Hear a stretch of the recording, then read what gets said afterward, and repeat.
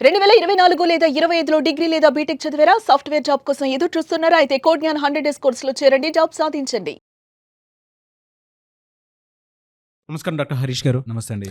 కౌళ్ళ సూర్య సాధన 24th episode. So previous వీడియోలో మీరు నేను డిస్కస్ చేసుకున్నటువంటి టాపిక్ అవస్థాత్రయం అంటే ఏంటి అని చెప్పేసి, అందులో థర్డ్ ఏ విధంగా ఓపెన్ అవుతుందో మనం మాట్లాడుకోవటం జరిగింది.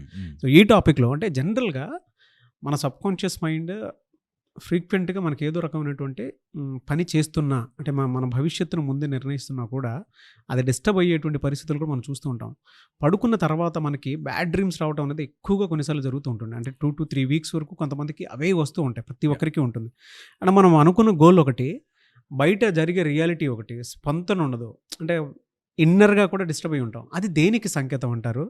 దాన్ని ఎలా క్లియర్ ఆ నెగటివిటీని ఎలా క్లియర్ చేయాలి? బ్యాడ్ డ్రీమ్స్ మనకి కొన్ని చోట్ల సందేశాలుగా. సో ఎవరైనా లాజికల్ మైండ్తో ఆలోచిస్తున్నారంటే ఫస్ట్ పార్ట్ మీకు, మెటాఫిజికల్ ప్లేన్ ఆలోచిస్తున్నారంటే సెకండ్ పార్ట్ మీకు ఇందులో. సో ఎవరైనా ఆలోచించేవాళ్ళు ఈ 2 రకాలుగా ఆలోచించండి. ఫస్ట్ లాజికల్ పార్ట్ చెప్తా.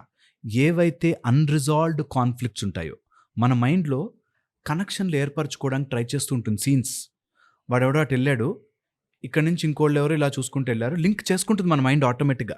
వీళ్ళిద్దరూ ఏంటి ఇలా చేస్తున్నారు, లేకపోతే ఎవరో ప్లేట్ తీసుకొచ్చారు, ఇక్కడ నుంచి వాడు ఇంకోటి ఏదో చేశాడు, మైండ్ ఆటోమేటిక్గా లింక్ చేసుకుంటూ ఉంటుంది. ఎప్పుడైతే నిద్రపోయి ఉంటామో పొద్దున్నుంచి జరిగిన అన్ని సీన్లని లింక్ చేసుకోవడానికి ట్రై చేస్తూ ఉంటుంది మైండ్. ఎక్కడ కనెక్షన్స్ ఏవైతే కనెక్ట్ అవ్వలేదు స్లోగా ఫేడ్ ఆఫ్ అయిపోతాయి. కానీ ఆలోచనలు ఉన్నాయి, ఆ థాట్స్ అక్కడే ఉంటాయి. ఎప్పుడైనా ఇంకో సీన్ దొరికినప్పుడు ప్యాచ్ అవుతుంటుంది.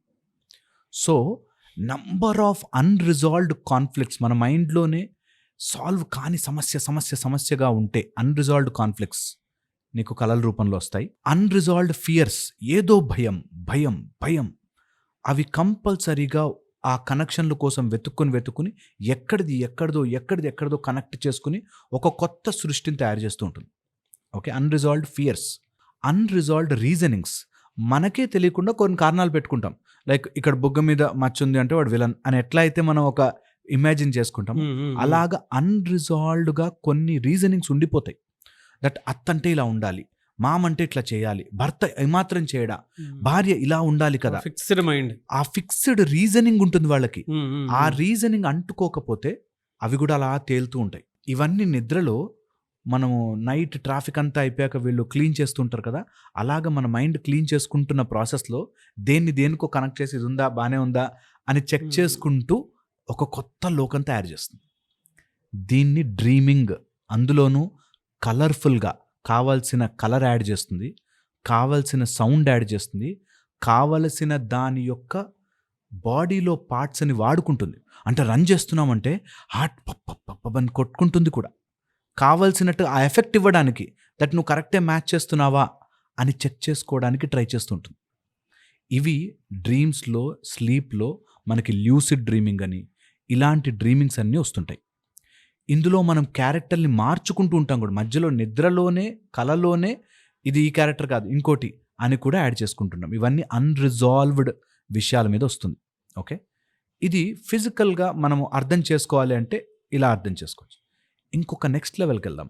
ఇది మెటాఫిజికల్ ప్లేన్. ఇది దేవుడు ఇలాంటివి నమ్మని వాళ్ళకి వర్తించదు. బట్ మెటాఫిజికల్ ప్లేన్లో ఏంటంటే మన ఫిజికల్ బాడీ, ఒక సైకలాజికల్ బాడీ, దాని తర్వాత ఒక స్పిరిచువల్ రెల్మ్ ఉంటుంది. ఇందులో మనకి భువ సువ సత్య జన తప ఇలా లోకములు పెరుగుతున్న కొద్దీ, స్వర్గలోకము నుంచి పైకి, అక్కడ నుంచి ఏవో సందేశాలు 7 ప్లేన్స్ ద్వారా మన డ్రీమ్ స్టేట్లోకి వస్తూ ఉంటాయి. కొంతమందికి ఏదైనా రిపీటెడ్గా సర్పాలు కానీ, లేకపోతే రిపీటెడ్గా దేవుళ్ళు రావడం కానీ, ఎవరైనా వెంట పడుతున్నట్టుగా, రన్ చేస్తున్నట్టుగా, లేకపోతే పడిపోతున్నట్టుగా, లోయల్లో పడిపోతున్నట్టుగా, ఇలాంటివి కొన్ని రెగ్యులర్గా వస్తుంటాయి. ఓకే, అలాంటివన్నీ కూడా కొన్ని పాత కనెక్షన్ల ద్వారా సంకేతాలుగా వస్తాయి అంటారు.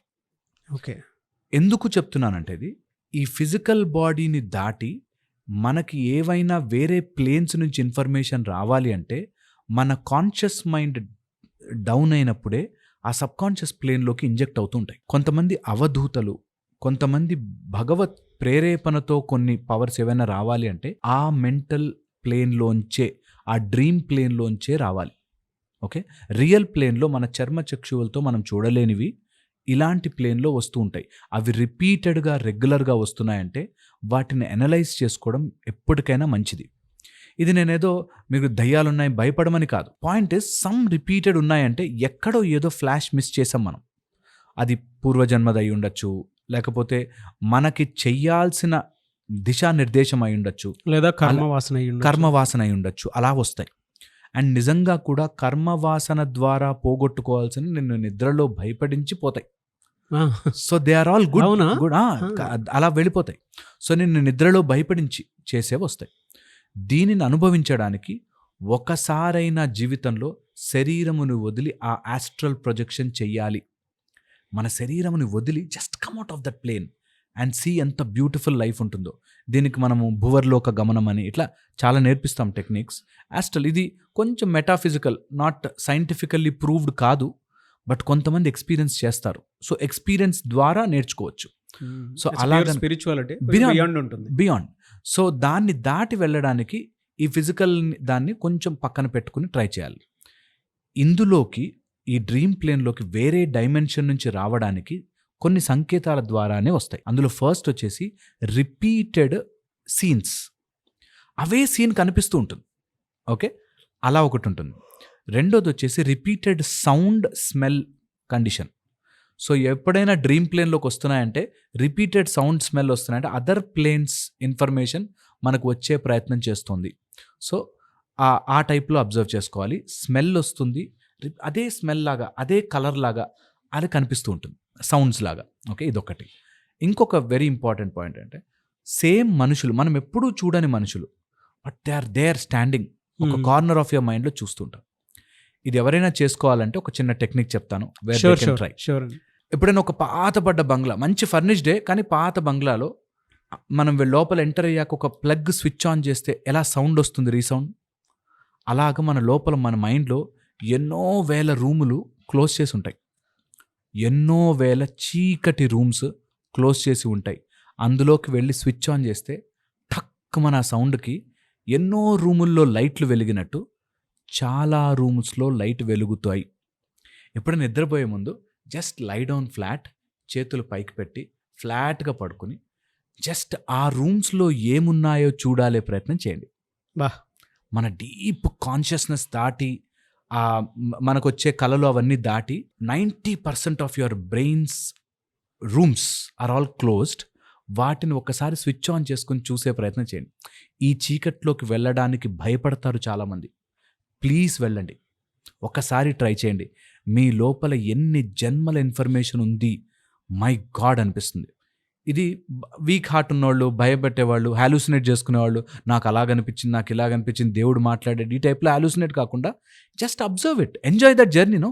మన బ్రెయిన్ లోపలే ఉండే ఎన్నో రూమ్స్ని మనం ఒక్కొక్క స్విచ్, మన లోపల ఫియర్స్, మనం ఎప్పుడో వద్దనుకుని తిట్టుకున్న వాళ్ళు, వీళ్ళందరూ కూడా ఆ రూమ్లో అలా కూర్చుని ఉంటారు. వాళ్ళని స్లోగా పట్టి బయటకు వదిలేస్తే నీ డ్రీమ్స్ అనేవి, పిచ్చి డ్రీమ్స్ అనేవి, పిచ్చి కళలు అనేవి పోతాయి.